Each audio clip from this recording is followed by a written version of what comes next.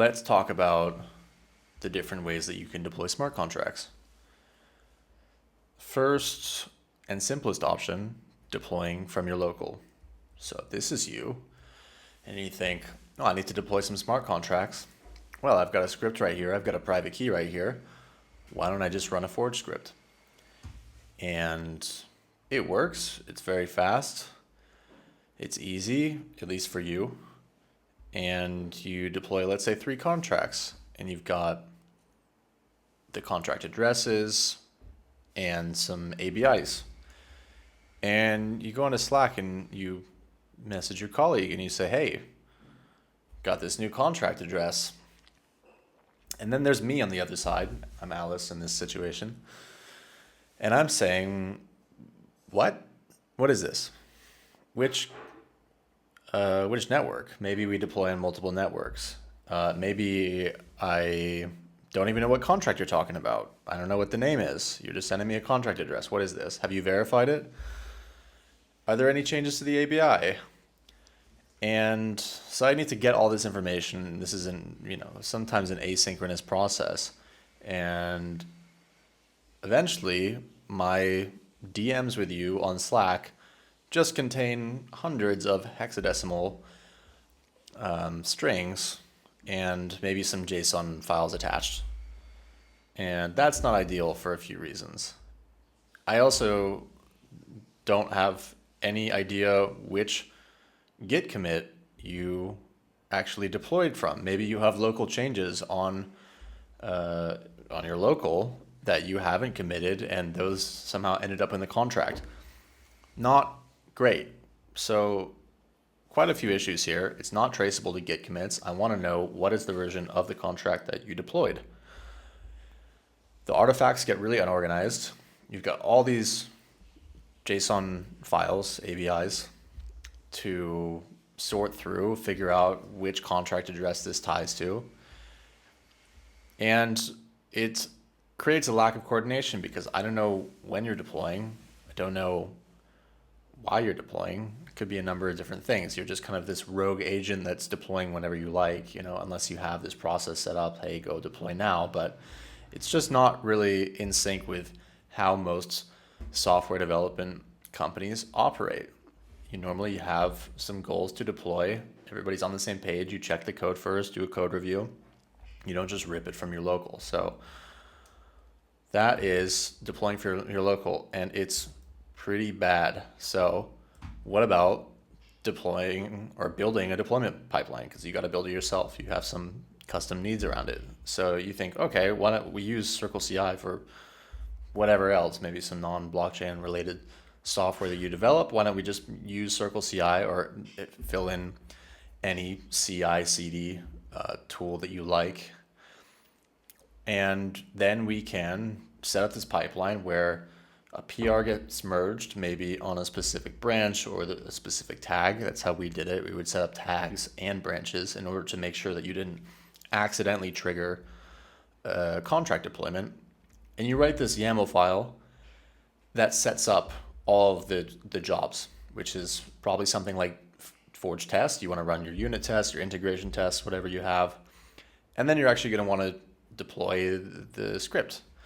So at this stage, you probably shouldn't be using private keys if you're using a managed CI platform, because then you're going to be uploading private keys or a mnemonic onto some service. So you probably want to have some kind of managed key management system. So Forge supports AWS. They also support GCP.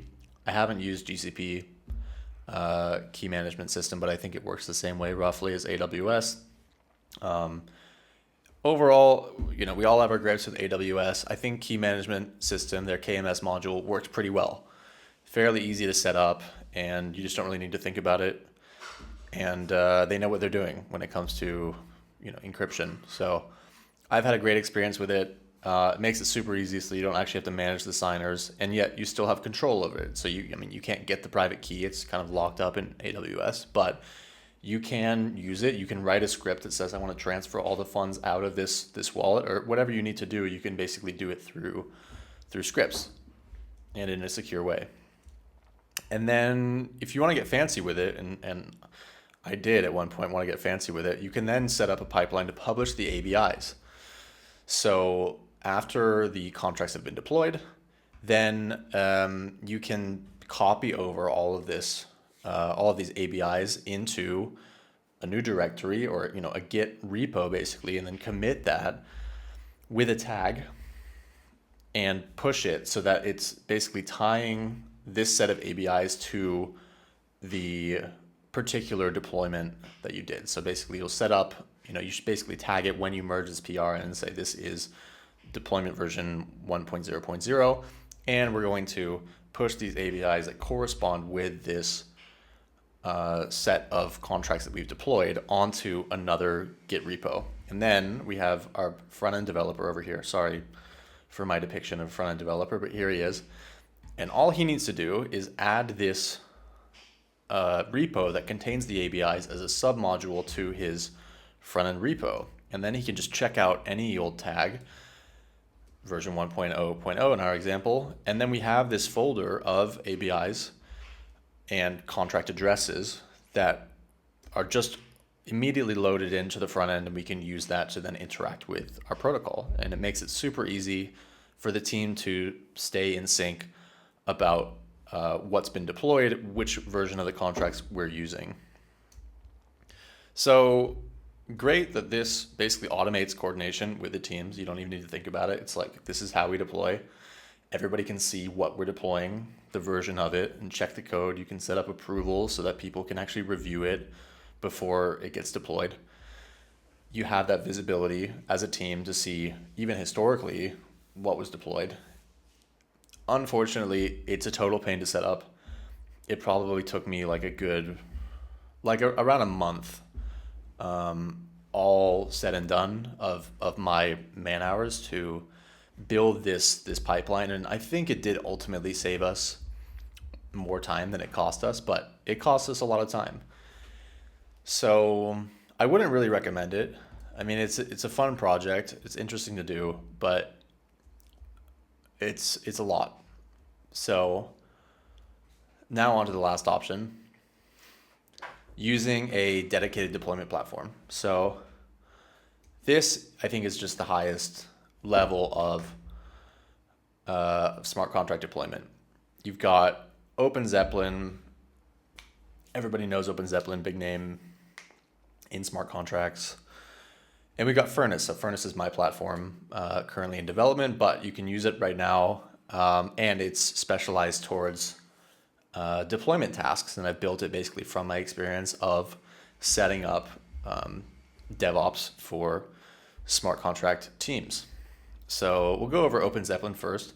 I think it works fairly well. I think that there are other tools like their Sentinel or Monitor. Those are great. Big fan of those.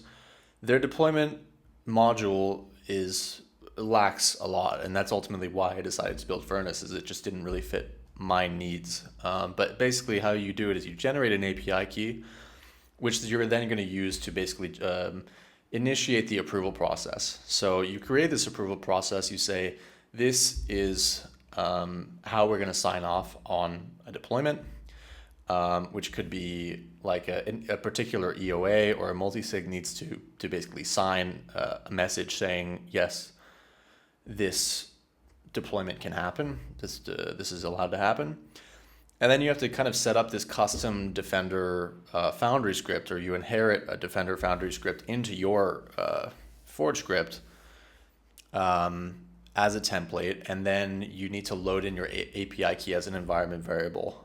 And then you can trigger the deployment request from your local. So you're actually still deploying, or you're triggering the deployment from your local, but it's basically triggering an approval request, which is then triggering a transaction for this smart contract that's managed by OpenZeppelin to actually deploy your contract. So what I don't like about this is that you are still actually deploying from your local machine. And so you still have the problem of, you have these ABIs locally, and you need to like manually send them to your colleagues or whatever. and make sure to relate them to whatever you're calling that deployment through semantic versioning or whatever your system is. And you also don't have control over the deployer address. It's basically the smart contract is considered the kind of canonical deployer of your smart contract, which just might not be ideal for certain use cases. And it's a bit cumbersome. So that's brings us to Furnace. So I tried to make Furnace as easy as possible to use, and essentially it's just you connect a GitHub repo. You pick a couple of things like a branch, set some environment variables, whatever you need to do to basically get the script to run. Specify this is the script that I want to run, and then you can just trigger an execution, and you can watch that script be executed in real time and view those logs, and then you get this nice printout of what's been deployed or any type of transaction that's taken place, and then just have this button to download ABIs, and you can name any particular execution. And in the future, what we're working towards is anybody can basically set up a pipeline, set up an approval process, and trigger that execution, then also have a historical view over those logs, any ABI that you've deployed in history, and it can all be viewable in one place as a team. So super easy to configure, like consistent, managed reliably. We have, we have secure signer management, so we are using AWS KMS behind the scenes, so you don't need to worry about key management. It's all taken care of for you.